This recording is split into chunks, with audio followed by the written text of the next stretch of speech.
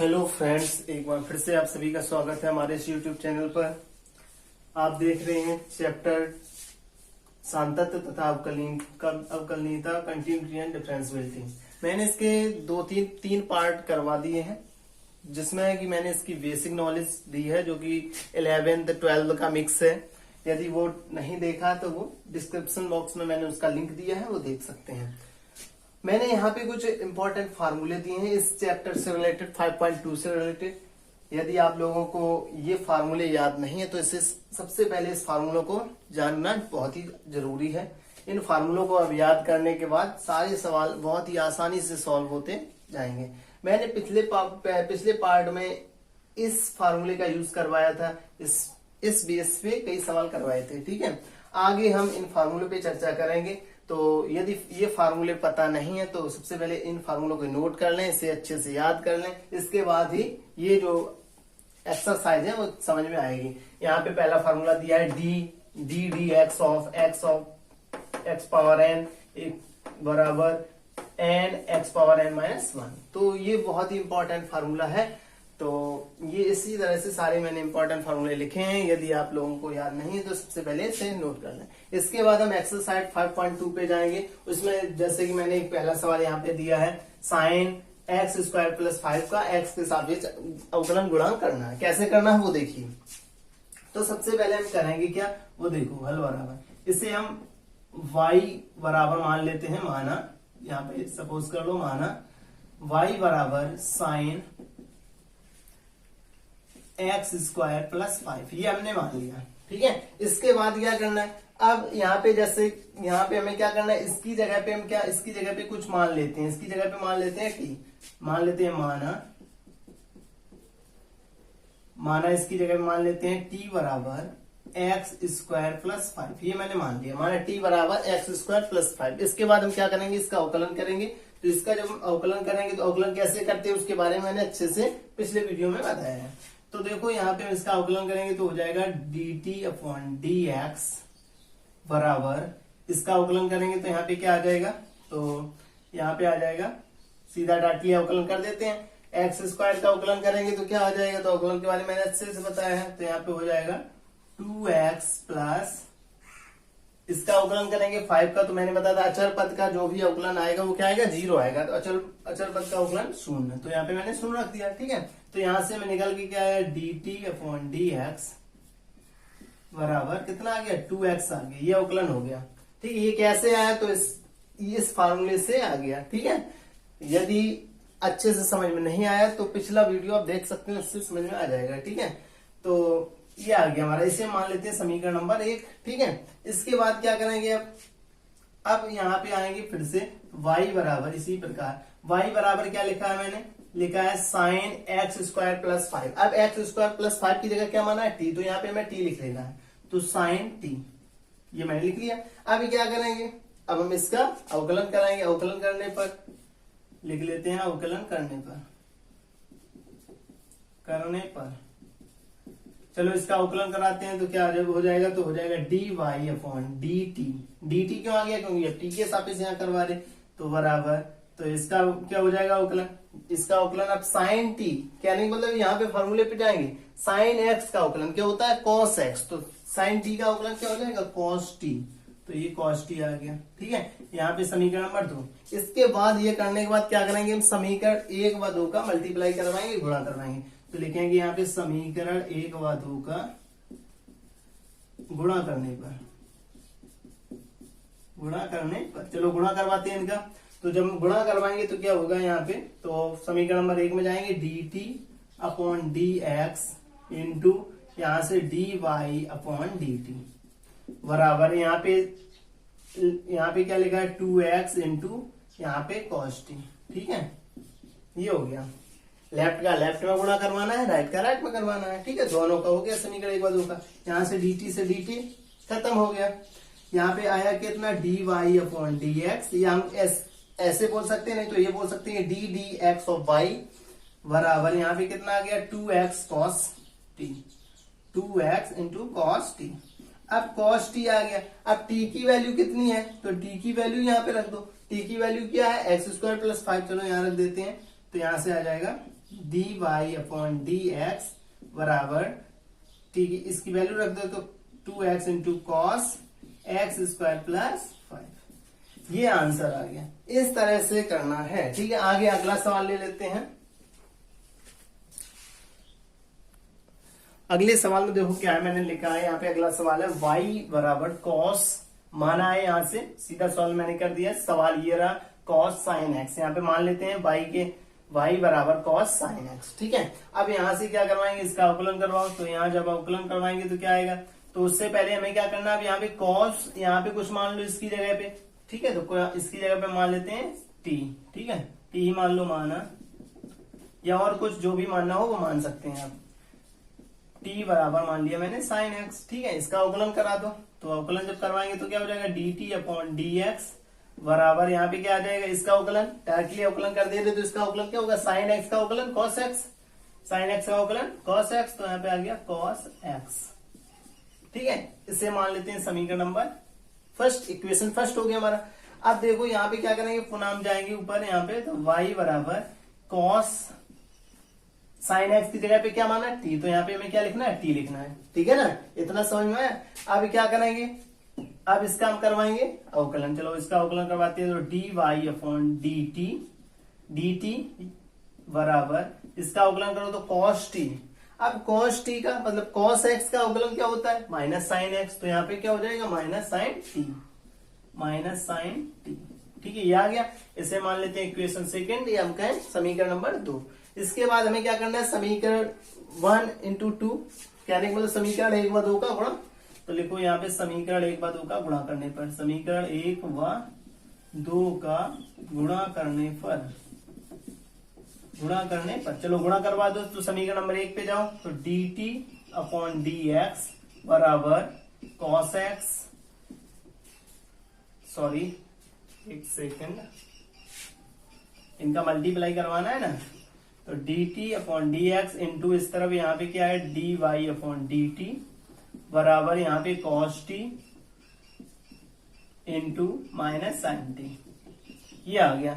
dt से dt खत्म हो गया, तो यहाँ पे बचा क्या ऊपर, यहाँ पे बचा dy अपॉन dx बराबर, यहाँ पे माइनस से आगे ले लो तो minus sine t into cos t, sine t into cos t, sorry यहाँ पे cos x था, मैंने t लिख दिया, यहाँ पे cos x है, ठीक है, minus sine t into cos t, cos x, ठीक है। ये हो गया। अब यहाँ पे क्या करो, t की जो वैल्यू है वो रख दो। तो t की वैल्यू कितनी है, साइन x, तो यहाँ पे साइन x t की जगह पे रख दो। तो यहाँ पे हो जाएगा dy अपॉन dx बराबर minus sine into sine x into cos x. यही आंसर हो गया, ठीक है। इस तरह से आसानी से सॉल्व कर सकते हैं। अगला सवाल ले लेते हैं। अगला सवाल मैंने ये ले लिया, साइन ए एक्स प्लस बी। अब इसका अवकलन करवाएंगे तो कैसे करेंगे वो देखो। तो सबसे पहले से y के इक्वल मान लेना है साइन ए एक्स प्लस बी। यदि जो भी नए हैं इस चैनल पर, वो सबसे पहले इसका पहला पार्ट और दूसरा पार्ट तीसरा पार्ट देखें, इसके बाद ही ये पार्ट देखें, क्योंकि डायरेक्टली इस पार्ट को देखें तो समझ में नहीं आएगा, ठीक है। तो पहले उन भागों को देखें, इसके बाद इसे देखें। तो और इसमें इंपॉर्टेंट फार्मूले हैं, तो इस फार्मूलों को अच्छे से पहले याद करें, इसके बाद सवाल देखें, ठीक है। चलो इसमें देखो क्या होता है। तो अब इसका क्या करवाएंगे, इसे मानेंगे हम t के बराबर मान लो। तो मान लेते हैं, माना t बराबर ए एक्स प्लस बी। इसके बाद क्या करवाएंगे, इसका अवकलन करवा दो। तो dt अपॉन डी एक्स बराबर, इसका अवकलन करवाओ तो क्या हो जाएगा। अब ये तो हमारा क्या है, ये अचर पद है, ठीक है। अचर पद का अवकलन क्या होगा, 0 होगा। तो यहां से निकल के क्या आएगा, और मैंने बताया था किसी पर जैसे x पे पावर 0 तो मान इसका क्या होगा, 1 होगा। तो इसका मान 1 हो जाएगा। तो यहाँ से आ जाएगा a प्लस बी का मतलब 0, ठीक है। तो यहाँ पे क्या आ गया, तो dt अपॉन डी एक्स बराबर a, ठीक है। इसे इक्वेशन फर्स्ट मान लेते हैं, समीकरण नंबर 1 मान लेते हैं। अब इसके बाद क्या करेंगे, तो फिर से आ जाओ यहाँ पे y बराबर साइन, अब ए एक्स प्लस बी को क्या माना, t माना। तो यहाँ पे क्या लिख लो, t लिख लो, ठीक है ना। अब इसका अवकलन करवाएंगे तो यहाँ पे आएगा dy अपॉन डी टी बराबर, dy अपॉन डी टी बराबर क्या हो जाएगा, यहाँ पे साइन t, साइन t मतलब साइन x का अवकलन cos x, ठीक है। तो cos t ये आ गया यहाँ पे cos t। ठीक है, ये हमारा बन गया इक्वेशन सेकंड। ठीक है, अभी क्या करवाएंगे, इतना काम होने के बाद समीया ने बताया, इतना काम होने के बाद क्या करेंगे, दोनों समीकरणों का, दोनों इक्वेशन का मल्टीप्लाई या गुणा। ठीक है, तो दोनों का गुणा करवा दो, लिखेंगे हम समीकरण 1 व 2 का गुणा करने पर चलो गुणा करते हैं। तो equation first dt upon dx into dy upon dt equal a into cos T. ठीक है, इतना काम हो गया।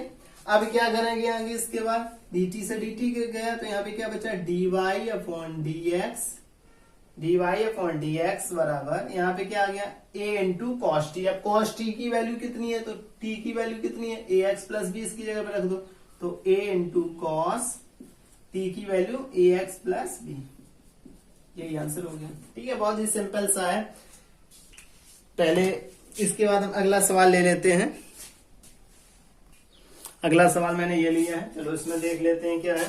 तो sec tan रूट एक्स, तो रूट का कैसे करेंगे, तो सबसे पहले तो हमें ये पता होना चाहिए रूट एक्स का जो है अवकलन वो क्या होता है। तो रूट एक्स का अवकलन होता है 1/2 रूट एक्स, ये अवकलन होता है इसका। ठीक है, ये याद कर लो, नहीं तो कैसे निकलता है वो भी हम बता देंगे। इस फार्मूले का यूज करके आप इसका निकाल सकते हैं इस तरह से। रूट एक्स का मतलब होता है एक्स पे पावर 1/2। ठीक है, अब फार्मूला में ये लगाएंगे डी एक्स पावर एन वाला। तो एक्स पावर एन का मतलब एन जो है पहले लिख लेंगे, एन का मतलब पावर जो है पहले आ जाएंगे 1/2। इसके बाद क्या हमें लिखना है, एक्स पावर एन माइनस 1, तो एक्स पे पावर एन माइनस 1 का मतलब एन का मतलब 1/2 माइनस 1, इस तरह से। ठीक है, तो यहाँ पे आ जाएगा 1/2, एक्स पे पावर 2 1 कम 2 में से 1 गया, माइनस का 1/2, माइनस का 1/2 पावर आ गई। इसे हम नीचे कैसे लिख सकते हैं, तो इसे हम लिख सकते हैं 1/2 1 अपॉन एक्स पे पावर 1/2, ऐसा लिख सकते हैं। ठीक है, तो यहां से क्या आ जाएगा 1/2, एक्स पावर 1/2 का मतलब क्या हुआ, अंडर रूट। ठीक है, तो अंडर रूट में लिख दो, तो 1/2 अंडर रूट में एक्स, इस तरह से आ जाएगा। ठीक है, लेकिन डायरेक्टली याद रखो कि जो रूट एक्स का जो अवकलन होता है वो इतना होता है। ठीक है, 1/2 रूट एक्स। ठीक है, चलो इसे साफ कर लेते हैं। क्लियर हो गया होगा मेरे ख्याल से। चलो ठीक है, आगे देखते हैं। तो यहाँ पे हमें क्या करना है, सबसे पहले अब यहाँ पे हमें क्या करना है, इसका हम सीधा इसे नहीं मान सकते, तो हम करेंगे क्या, वो देखो, इसके सबसे पहले y के बराबर मान लो sec tan रूट एक्स, ये माने काम कर लिया इतना। अब क्या करेंगे, रूट एक्स की बराबर कुछ मान लो। ठीक है, तो हम मान लेते हैं t बराबर रूट एक्स। ठीक है, अब इसका अवकलन करवाएंगे तो क्या हो जाएगा, तो dt अपॉन dx बराबर कितना हो जाएगा, तो इसका मैंने अभी बताया अवकलन कितना होता है 1/2 रूट एक्स। इसे मान लेंगे इक्वेशन समीकरण नंबर 1। ठीक है, अब आगे देखो, अभी क्या करेंगे, फिर से हम ऊपर जाएंगे, तो यहाँ पे y बराबर sec, अब देखो यहाँ पे लिखा है tan root x, root x के लिए हम क्या लिख सकते हैं, t लिख सकते हैं, तो लिख लो, तो tan t। ठीक है, इतना काम कर लिया। अब क्या करवाएंगे, इसका अवकलन, चलो इसका अवकलन करवाएंगे। अब इसका अवकलन करवाने से पहले हमें क्या पता होना चाहिए, tan t का मतलब। ठीक है, तो tan t का मतलब पता होना चाहिए, उसके लिए हम क्या करेंगे, तो इसकी जगह पे भी मान लो tan t की जगह पे कुछ, तो मान लेते हैं, माना z बराबर मान लो tan t, z बराबर tan t मैंने मान लिया। ठीक है, अब यहाँ पे तो ये हो गया। अब क्या करेंगे, तो इसका अवकलन करवा दो, तो यहाँ पे हो जाएगा dz अपॉन dt बराबर। ठीक है, यहाँ पे क्या हो जाएगा, इसका अवकलन मतलब tan x का या tan t का अवकलन क्या होता है, sec स्क्वायर x या sec स्क्वायर t, तो यहाँ पे लिख लो sec स्क्वायर t। इसे मान लो इक्वेशन सेकंड। इसके बाद क्या करेंगे, फिर से ऊपर जाओ, तो y बराबर कितना लिखा है, sec tan t। ठीक है, तो sec tan t लिखा है, तो इसे हम क्या लिख सकते हैं, तो इसे लिख सकते हैं sec tan t का मतलब क्या लिख सकते हैं, z।